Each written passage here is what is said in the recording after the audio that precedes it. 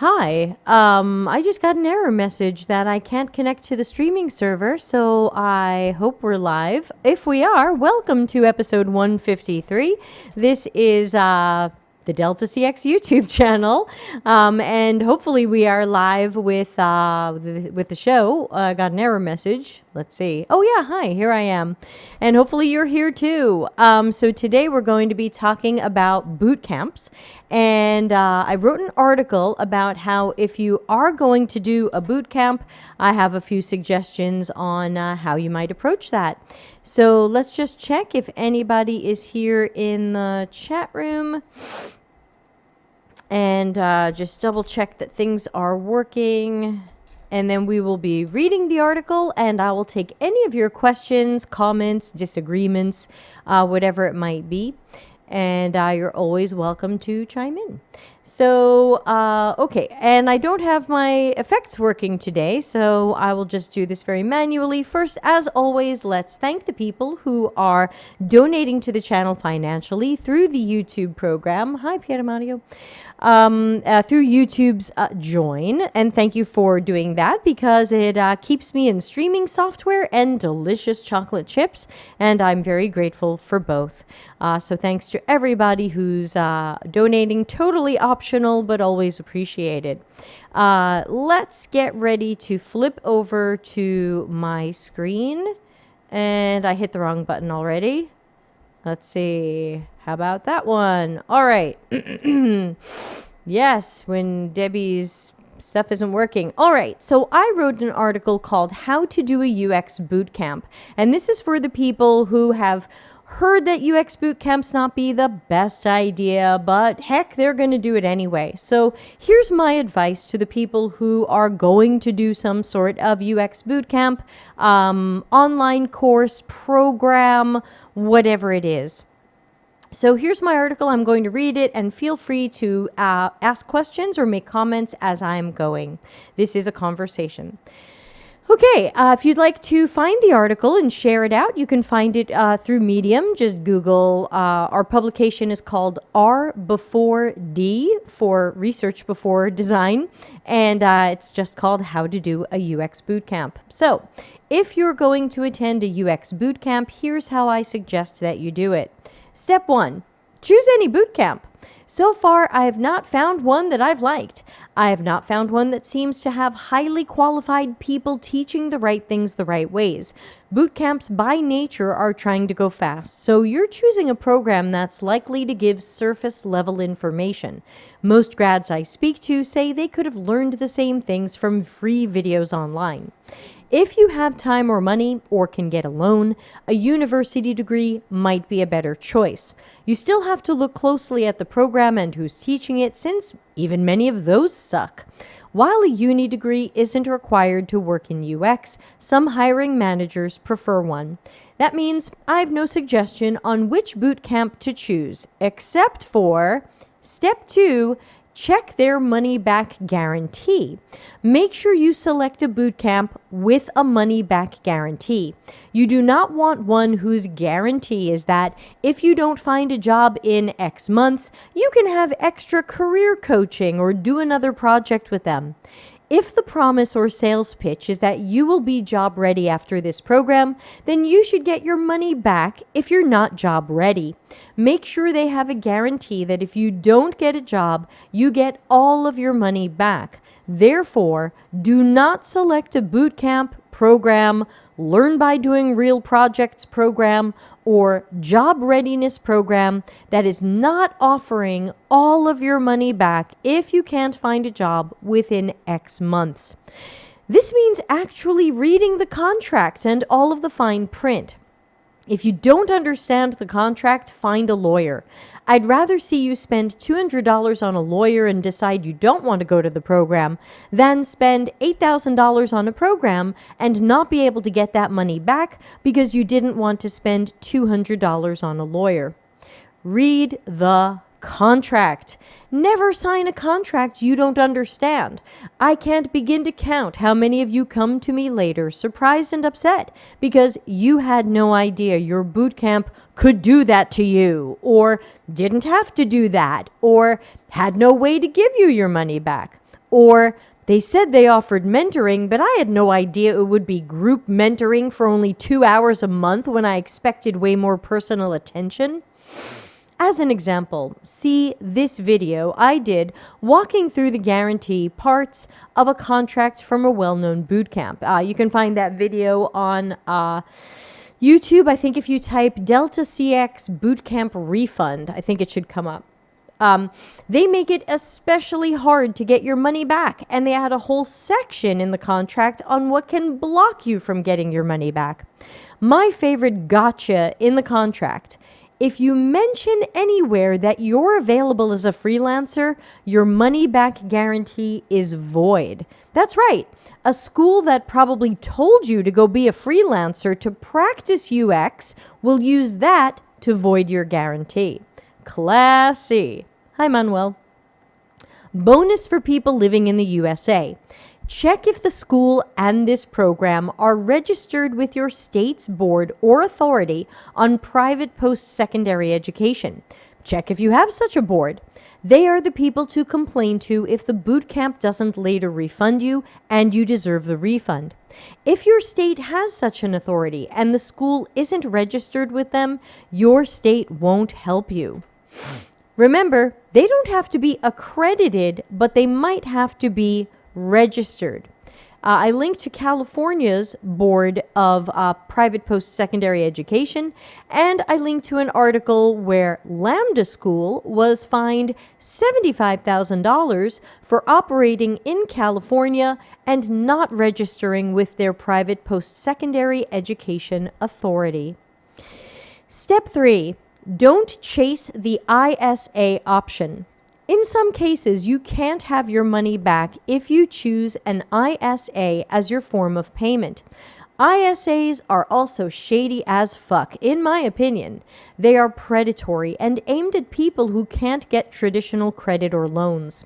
The idea is that you will pay back a percentage of your salary once you get a job, even if that job isn't the UX job you were hoping to get. If you get any paid job, you start paying. This sounds like a good deal because you're not paying unless you're getting paid. But read the contract. Do the math. If your salary is X and you have to give them Y% of that, can you live off that? I've seen some of you panic because you now have to start paying back the ISA and you're not making much money or even working in UX. Consider your future self when you're making these decisions. Consider possible outcomes.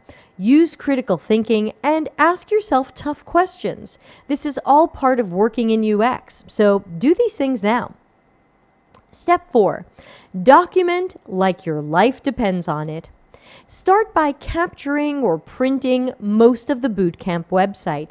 What did they promise you? What did they claim you were going to be able to do after graduating? What kind of job did they say you could find after graduating? I'll answer that question in a moment. What kind and how much mentoring, coaching, tutoring, advising, and career coaching did they promise you will get? Have copies of all of that. You might need it later to prove you didn't get what they sold you. Can you just download or print these later? No. Capture the website, PDFs, emails, materials, etc. at the time you're being sold on the bootcamp. Those are the promises they've made to you, not what the website said 2 months later. Think like a lawyer. You will need evidence. You might have to go up against a corporation. You might need to use your state's, region's, or country's laws around consumer protections, bait and switch, and the like. You need hard evidence that you were sold this list of things, and here's my proof that I only got these other things in these ways. So before we continue the article, let's take some questions in the chat room. Grauben says, how long does the ISA typically go for? It's incredibly predatory. Z0 says, 12 to 24 months normally. I've seen contracts that are 60 months also. Yeah, what I found out is that the school can make the ISA any length that they want. It's their agreement with the ISA company. It's normally years of paying back. And it's sometimes, I think I've seen 17% of your salary in some cases. So it's not like they take 3% of your salary. They're taking a big chunk of your salary. And in some cases, there's a minimum you have to make for them to start being paid. And it's a pretty low number. People think like, oh, if I get a job with terrible pay, surely they're not going to take 17% of that. Yes, they will. I think I saw one ISA contract that said you had to make at least 33,000 USD, American dollars, which for a tech job is very, very low. You're likely to be paid more than that in many cases, not all. So yeah, the ISA and also the ISA, which I didn't mention here since I didn't want to go too deep into it. I've covered it in another video. The ISA has a tuition multiplier. So let's say your school is $10,000 to go to if you could pay for that directly or through a loan.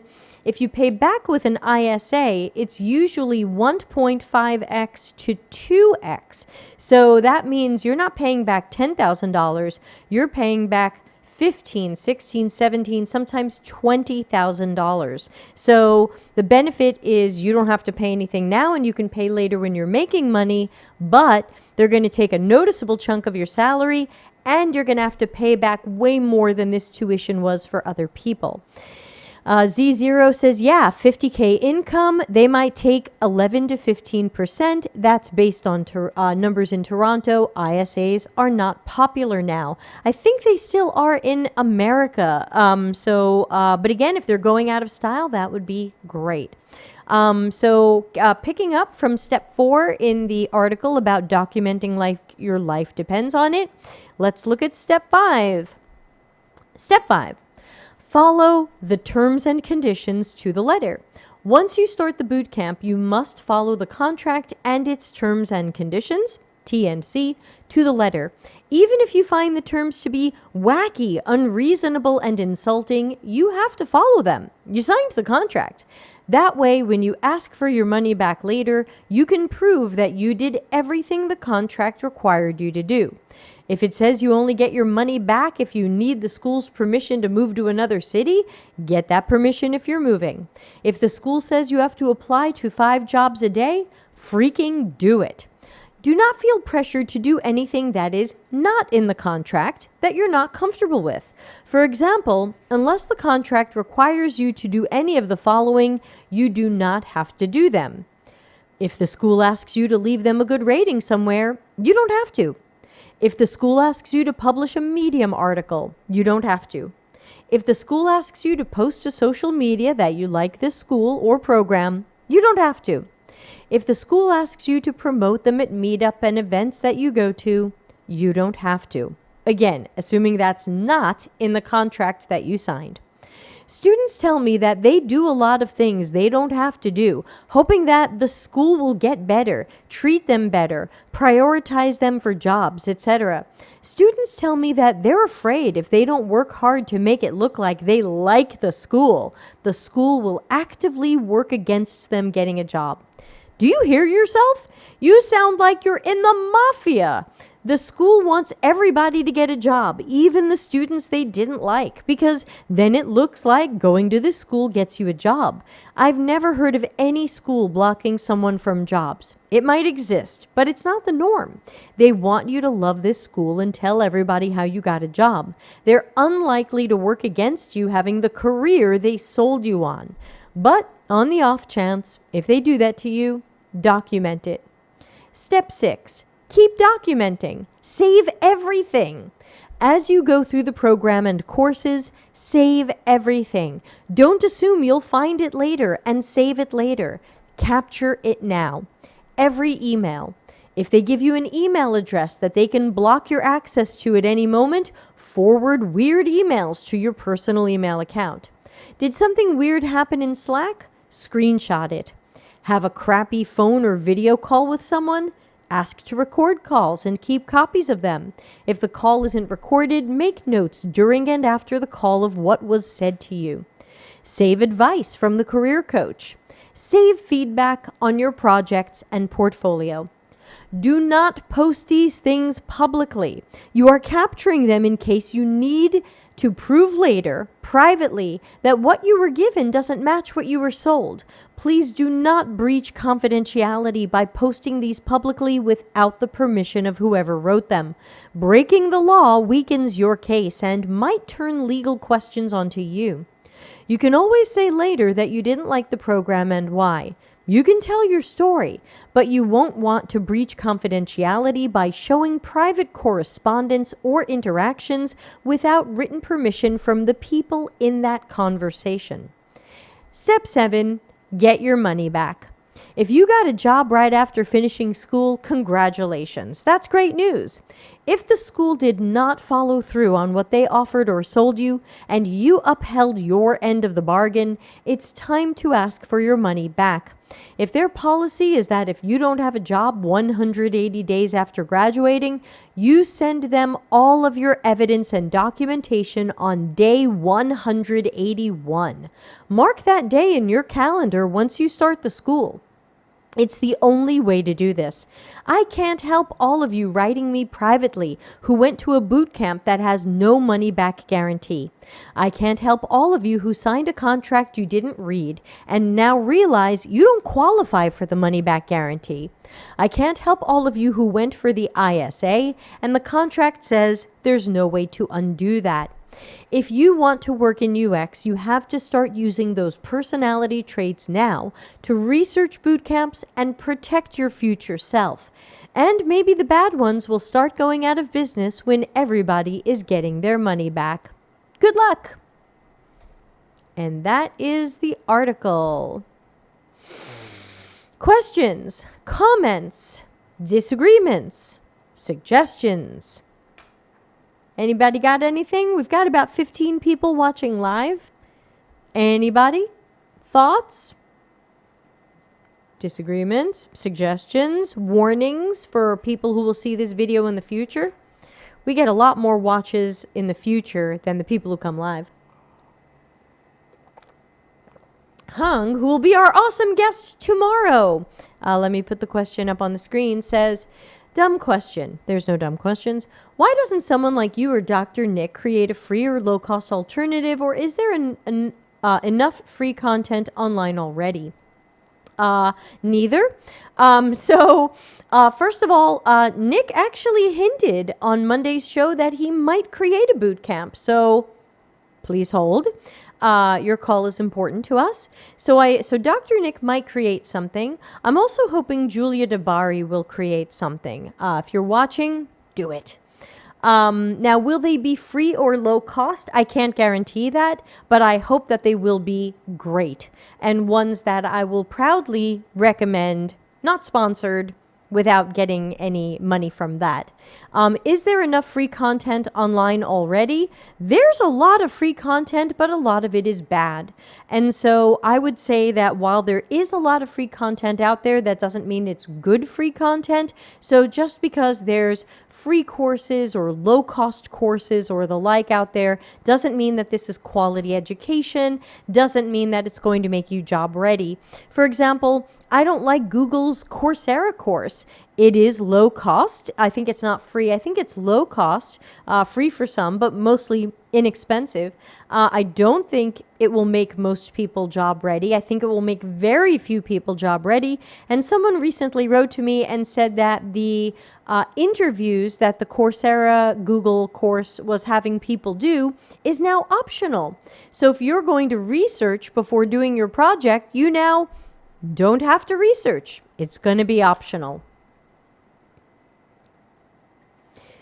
There was kind of nothing good about the Google UX course before, so to me this answers the question of how do I make something that's already bad worse? So again, Google UX course, not recommended.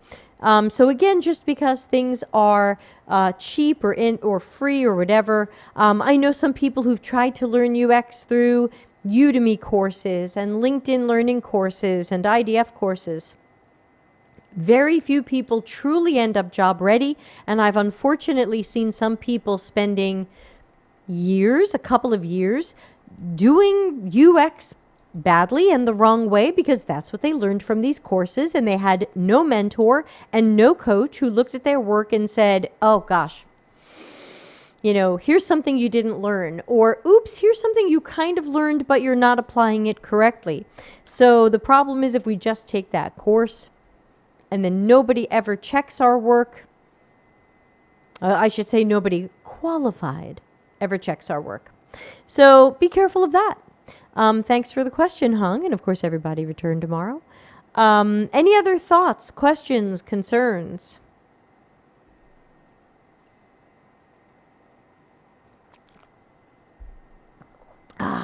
If not, I'm happy to make this the short show and wind it down, knowing that we will be back tomorrow, 6:30 p.m. Italy time, with friend of the show, Hung, who's going to teach us how to do things better. Applying for jobs, negotiating salaries. Hopefully you've got a pile of stuff, and I sent you a message in Slack about sending me some of your graphics, please. Okay, so if there's no other questions, now of course if you're watching this video later and you have questions, please do write a comment under the YouTube show because I will answer it. If you're watching this later on LinkedIn, I cannot get to comments later. It's just a weird LinkedIn bug. So if you're watching this later and you have comments or questions, please do comment under the YouTube video. I do answer all questions and comments personally when I'm awake. All right, so please remember to subscribe and share the Delta CX channel with others so that you can help us grow organically. And on that note, I will play us out of here. Thanks to everybody for being part of a super short show. Good luck with whatever bootcamp or education you might be choosing, and I'll see you tomorrow. Customer centricity as business intelligence. Visit deltacx.com to learn why we are